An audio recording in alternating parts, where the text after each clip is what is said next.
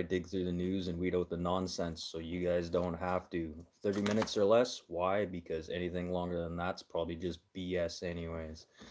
It is May 8th, Friday, you guys. Friday, to anyone who it matters to. If you guys work on Monday to Friday, I guess. It's 13 degrees Celsius. That's 55.4 degrees Fahrenheit to you guys down in the States.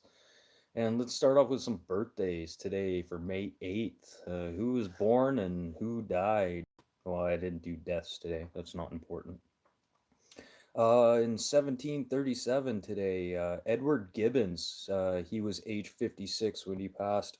He was a famous historian, famously known for writing the History and the Decline of the Fall of the Roman Empire. Yeah, Edward Gibbon. Yeah, pretty interesting. Yeah.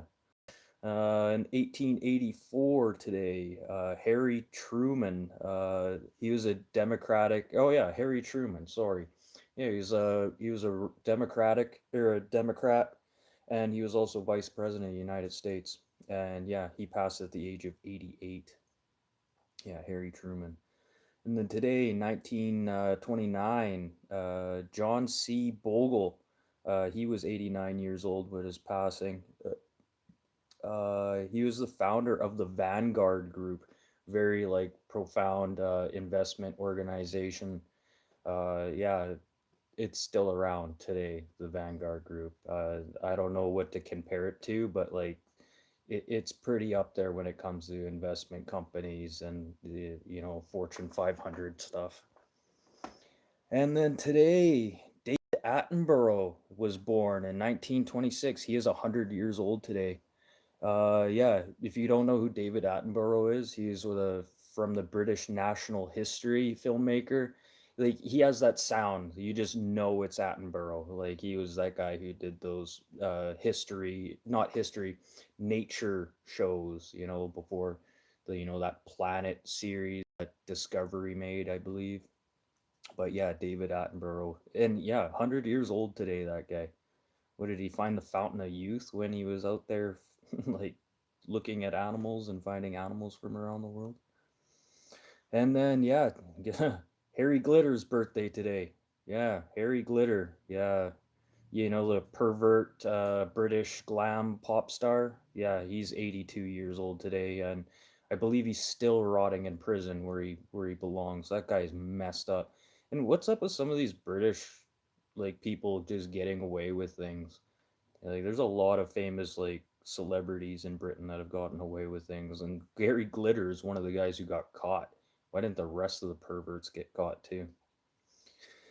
And then Kiji Ituni, he was born today in 1965. He is 61 years old today, and if you don't know that Japanese name, he's one of the main creators of Mega Man, the video game. And then today in 1975, Enrique Iglesias, Latin pop king, not pop star, is 51 today. And also 51, Jodie May. She's a British actress.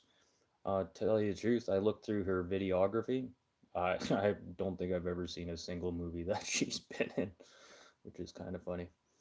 And famous things that happened today in history. Let's get into that. Yeah, today in history, May 8th in 1660. English Parliament proclaims Charles II the King of England and invites him to return. Okay, this is about after 11 years without a monarchy in 1660. Due to the fact that King Charles I was executed due to treason because he wasn't treating his people correctly. And Parliament found him guilty of treason and ended up executing him in 1649. So yeah, pretty much 11 years without a monarchy in the British government from 1649 to 1660. Yeah. Oh, you know what? I kind of see something like that. Not like having him removed, but like what's going to happen to the monarchy in the future here, to the British monarchy. Like they clearly lived without the monarchy for 11 years, like in the 1600s. What's to stop them doing that again now? But I just see them dwindling it out to nothing. I really don't see the other princes really wanting to take hand in doing that. Um, it's just my opinion. And then today in 1835, the first installment of Hans Christian Andersen's fairy tale book series was published. And then today in 1902, Mount Pelee on the French overseas island in Martinique erupts, wiping out the South Pierre, or sorry, Saint Pierre, the city of Saint Pierre, killing over 30,000 people, with only two survivors. Wow, the volcano erupts and then 30,000 people survive. Like, how did those two survive? I don't know, were they in a mine or something? Like, I really don't understand. And if you guys don't know where the Mount Pelee volcano is, it's near the Windward Islands, near the Eastern Caribbean islands there. And then today in history, in 1980, the World Health Organization announced that smallpox has been eradicated. And still to this day, there has been no known cases. Yes, there's Mpox, which is in the same family as smallpox, but yes, smallpox has been eradicated since 1980. And there wasn't actually the last known case had actually been in 1977. So, pretty interesting. You know, we can start getting rid of diseases and viruses like that, but that took years. Like even the polio vaccine took years to make. And then today, The Cure releases their debut album, Three Imaginary Boys. And then today in 1984, the Soviet Union at that time, now it's Russia, announced that they wouldn't be participating in the LA Summer Games due to the fact that the Americans boycotted the Moscow Olympics during 1980. And then also today in 1886, Jacob's Pharmacy in Atlanta sells its first Coca Cola ever containing real Coke. You know what else is up today? I got some Coke news today for you guys. That's pretty good. That's funny that I'm ending off on that, and I didn't make that up. You want to talk about kismet, like just how things happen for a reason? This is pretty funny.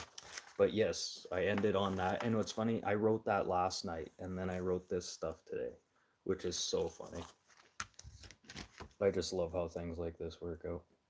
So yeah, let's get right back into the news. Yeah, if you guys like the news stripped down, blah blah blah, I'm getting into it now. Sorry, I'm doing a different format. Wait for people to pop in, but I'm gonna do the weather again. It's 13 degrees Celsius. That's 55.4 degrees Fahrenheit. And yeah, don't forget to hit the like button, subscribe too. Let's get into the news here now. So Canada Prime Minister Mark Carney and his Liberal Party intend to table some legislation that could speed up regulatory approvals and processes for all big energy and in infrastructure projects. And then they're going to make this a priority. Like we all need to get like rid of some of these bypasses and restrictions that Trudeau did put into office already. Like, yes, so there's a lot of pushback. Like Trudeau wanted to go green and to get some of these things going ahead again because he put like major guidelines. Well, if you want to put oil and gas here, you know, you got to follow the environmental rules and all this. And he just made a wall of paper for you to just follow through to make some of these big projects happening. And we need to start getting some of these big projects happening. You know, like there's a lot of rhetoric on the right, you know, coming out of Alberta and stuff, talking massive crap about Carney. But you know what? You got to crack a few eggs to make a few omelets. And to tell you the truth, what I see Carney serving up with this omelet, it looks delicious. But we're just gonna have to wait. But to sit there and criticize this and stuff, Carney, no, I don't understand. Like, we really we need to separate ourselves from other countries and the way that clean air is divvied up throughout the world because we're paying for other people's clean air. Like, we have to restrict ourselves so another country can pollute more, which doesn't make any sense, which really restricts us as well. So that's another agreement that we need to change throughout the UN and some of these other world agreements that we have to really start pushing these things. So just more hurdles to try and get these projects going, and we need to get these projects going. Like it's growth is needed. Like, and yes, it seems like things are slow, and people are saying, yeah, jobs are getting lost. But yeah, I know we're gonna have to wait here a little bit. And then over to New Brunswick, a solar array project has just been proposed by Cookville in New Brunswick. And this is with a partnership with an international renewable energy company and the North Shore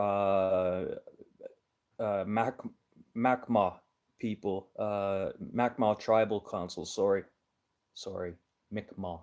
So sorry. The North Shore Mi'kmaq Tribe Council to build a 150 megawatt facility that would be one of the biggest solar arrays in Canada, spreading about 400 hectares. And so, to put that in perspective, what's 400 hectares?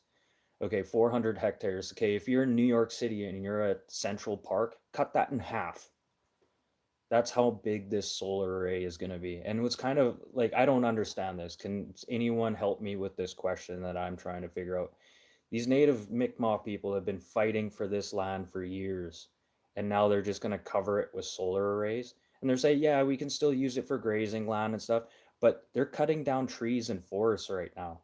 Like they're cutting down, like it doesn't make any sense. And they fought so hard to get this land back to themselves. And now they're like, hey, let's just throw up a bunch of solar arrays and stuff. And I think solar arrays are great when it comes to like smaller platforms, but in a vast, yet to see any real benefit from solar arrays. It, I don't know. You can tell me. I don't know. And then I was reading about the Wall Street Journal today, and they were talking about Coca-Cola's growth due to caffeine consumption. This is great. See, this is what I was talking about. Like, how kismet is this? So yeah, Coca-Cola are talking about how their stocks are rising because of caffeine. But that's going to be short-lived because Quebec province right now and some pharmacies throughout Quebec and New Brunswick right now are banning energy drinks throughout their facility or throughout their stores. So, Quebec's even thinking of bringing in legislation, right? Well, they're talking about legislation right now about banning energy drinks for kids. Get this. Up to the from You have to be 16 or older to purchase an energy drink. Okay, this legislation that they're already talking about is a waste of time. It's going to have to go back and be reformed. And it's going to have to go back and be reformed again. And this is what they do. Like, why didn't they just start right from the get-go and be like, you know what? Let's just keep it at 18 because even doctors right now are recommending in Canada you shouldn't even be 20 and drinking these things. So just saying, why is the Quebec government going to sit there and try and table this out saying, and then first of all, how are you going to like ID a 16-year-old? Anyone? Bueller? So are we just going to start handing out IDs to all the like six kids under 16? Just hand every kid IDs? Like it doesn't make any sense. But that's what Quebec's going to do. And New Brunswick's also looking into this. There's a few pharmacy outlets that are now banning energy drinks because I don't know. There's a few kids that have died in Quebec because of this. And everyone, well, even doctors will tell you that taurine is not good for your heart. It actually messes up the valves in your heart. Go talk to any doctor about what this taurine does, and they'll tell you exactly it's not good for your heart. And then it could give you an arrhythmia, and it could also give you a permanent arrhythmia. So yeah, you want to be well, actually, you wouldn't be running around for the rest of your life. You'd be stuck in a wheelchair, stuck on oxygen. So yeah, think about that.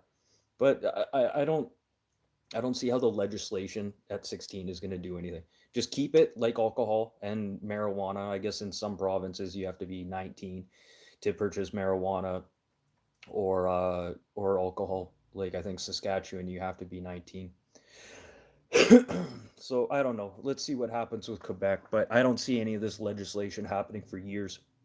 they're just going to keep tabling it and keep reforming it until they feel that it's actually going to do something. But it's just going to open up another black market. People are just going to start bringing that product in. It's just going to leave like what it's a prohibition. What happens with prohibition? The criminal markets are going to take advantage of it, or somebody's going to take advantage of it. So, not going to work. Oh, okay, yeah. And then I know I've talked about this before, but I got to bring this up again. Like these Chinese researchers right now have come up with this formula for a non-toxic. It's called aqueous battery that could last 10 times longer than your modern day devices. And then even with its epic lifespan, and then it's without degrading over time, and it can just be disposed back into the environment. So you don't have to worry about these crazy lithium batteries, highly corrosive, very dangerous. They catch on fire, they explode. What China's doing right now, and they've been working on this for a little bit now, and I don't know why there's not any more press about this. This new water battery they're talking about, it looks like it could be a thing. It's just about trying to get it mass produced now. And it's not like back in the day when the circuit boards were first invented. It took what, almost 10 years, I think 9 years, until they actually had a proper working prototype of till somebody actually thought of a microchip. It took 9 years for them to create that. But with the technology and stuff we have now today, we could be seeing this within the next, like, out to market within the next 2 years, if we get to see this go to market. Because normally when you see technology like this, it gets a top secret certification and then it gets buried somewhere, just like the car that drives on water. And I don't mean a boat. And then over to Manitoba, actually. Yeah, let's go to this one because that other one, this is a little fucked up. I'm sorry, you guys. So Manitoba, in Canada here has declared a public health emergency, as Manitoba numbers have doubled in recent years, from anywhere from 120 to 150 new cases a year, and now just over 300 this year alone. And what's funny is that you watch what the news is saying about this, and then they're blaming the homeless people, the drug users, all for this. Like, great for pointing the finger. Let's just make people even more scared to be around. Like, now you're just making people want to stay at home. It's like anyone who looks, unwanted, you're going to consider that person, oh, that person's homeless, or that person has AIDS now. Like, way to put an image on an image that is already hurting the way it is. Why didn't you bring up prostitution? Not once in their broadcasts or in their writings have they brought up prostitution and the way that AIDS is being spread through there. No, it's either the homeless people or the drug users. Okay, if they would have mentioned, prostitution on there, maybe somebody would have thought, hey, I've slept with a couple prostitutes last time. Maybe I should go get checked, instead of spreading that out. But no, they don't want you to hear that. They just want to hear the stuff that's going to scare the shit out of you, and make you stay at home. And like, why didn't they bring up the prostitution thing too? Maybe it would scare some Johns away. So how many Johns and prostitutes are walking around Manitoba right now full of AIDS? Nobody knows.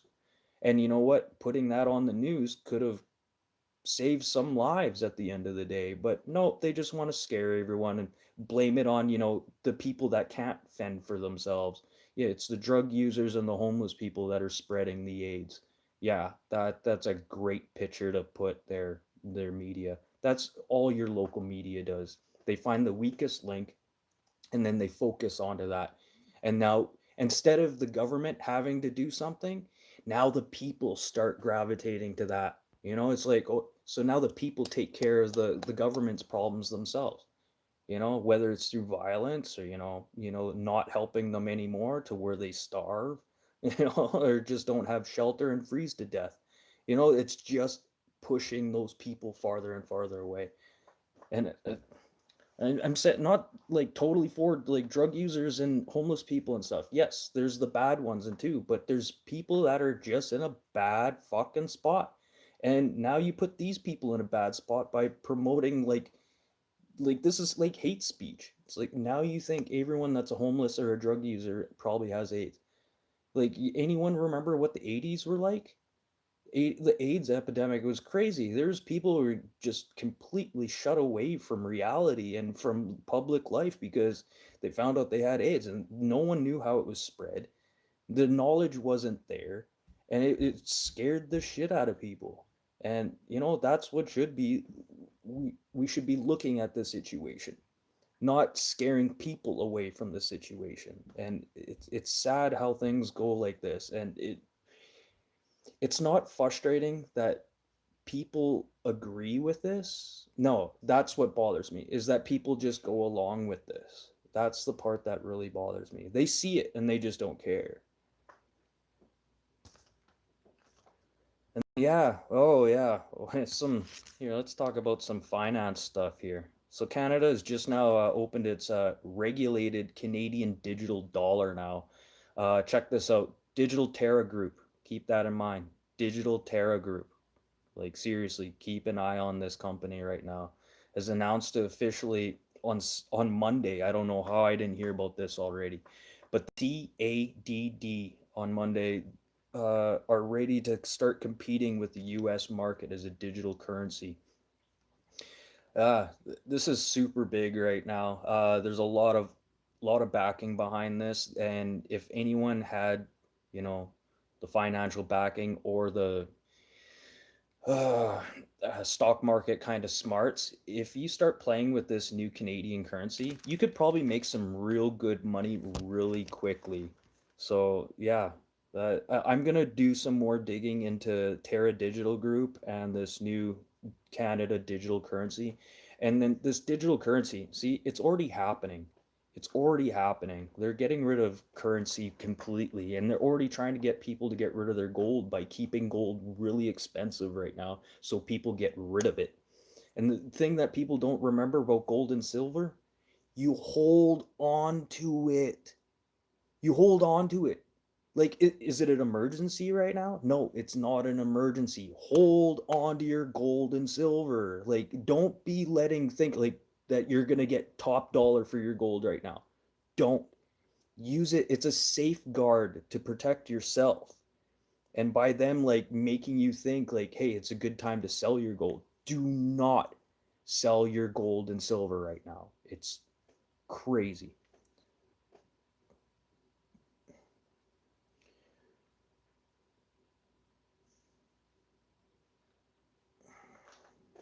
No, it's fine. I talk about everyone.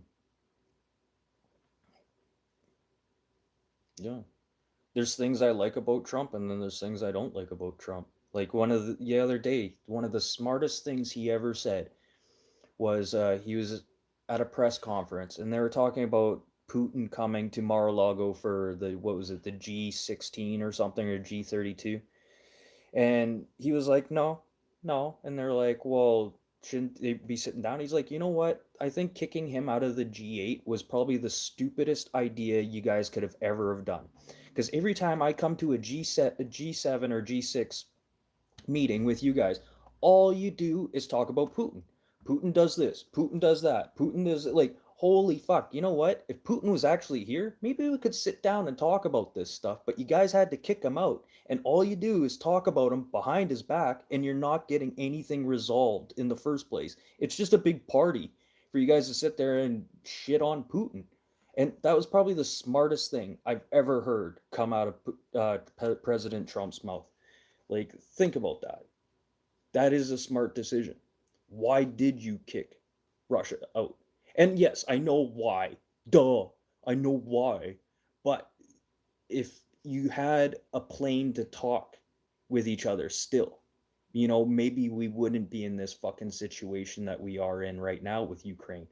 And Trump even said, like, you really hurt his feelings by kicking him out. And yeah, to a point. Yeah, I'd be pissed off too. You're like, fuck, you guys wanted to sit here and talk with me. You want to patch things up. Fine then. Fuck you. I'm invading Ukraine. Like, that's the way it is.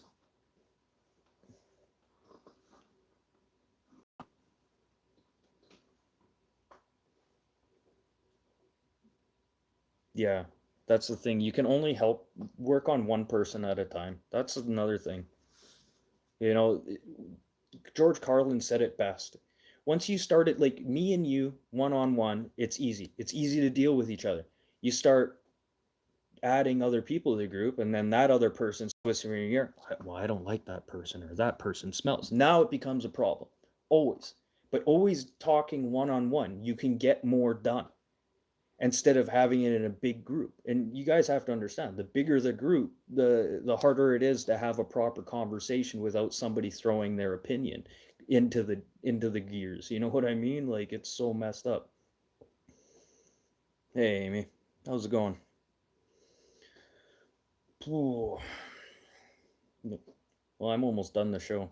That's pretty much it. I'll be back for Monday's show, new strip down, 30 minutes or less. Why? Because anything longer than that's just BS anyways. Yeah, I'll be back for Monday's show. I might do a live tomorrow and talk a little bit more about this new regulated Canadian digital currency that they had just unveiled on Monday, and then the currency is called the CADD. So I don't know. They're going to start competing well, I think they already have started competing in the US market here. So I should probably start looking into that. And then the Governor General, or sorry, the new House Speaker. Yes, I'm still working on the new House Speaker of Canada. I don't know. For some of you, I had no clue about in the first place. It's hard to write about, if you know what I mean. So it is what it is. But I'll be back for Monday's show, 4 to 4:30 p.m. Central Time. New strip down. Don't forget to hit the like button, subscribe, and yeah, you don't have to like subscribing doesn't kill you either. You know, it's like you don't even have to hit the notification button. I was telling a buddy that the other day. I'm like, hit the subscribe button too, and he's like, yeah, it doesn't kill you to hit the subscribe button. Just turn off the notifications. It just helps channels grow and stuff as well. And I do this in the background too, helping other channels grow as much as I can. But I don't know, there's a lot of other channels out there that, I try and focus towards a certain group or a group that I find worthy of, trying to support on YouTube. What time tomorrow? It'll be the same time if I go. It'll be 4 to 4:30 again. But instead of being just 4 to 4:30, I'm probably might do an hour. Let's see how much stuff I get on this new Canadian digital currency and the CADD and the new House Speaker. And then, what do you think of the pictures in the post? I find those hilarious. Oh, and then they even did the French translation signs too, just like if you're in Quebec.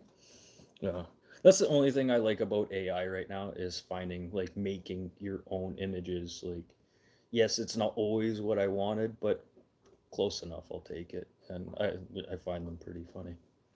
But I think I'm gonna start doing more posts like that and topics. They're running through my head and make comics about them, almost like a Harvey Pekar kind of style. If you guys know who Harvey Pekar is, he's a comic book writer, but writing about real life topics and just a real average Joe, not a superhero, complaining about politics and life and working at what was it, army. He was a clerk at a military hospital or something like that. But yeah, he's pretty. Harvey Pekar, check him out. He's got quite a few Letterman interviews with him. They kicked him off the show. They brought him back. They kick him off and bring him back. They always brought that guy back. But I'll probably see you guys tomorrow, 4 o'clock tomorrow p.m. Central Time, and then back to Monday, 4 to 4:30. And thank you guys for watching. And yeah, leave some comments after the show too. There's other stuff you guys want me to talk about. And yeah, thank you guys all for popping in, and I will be back tomorrow. Peace out.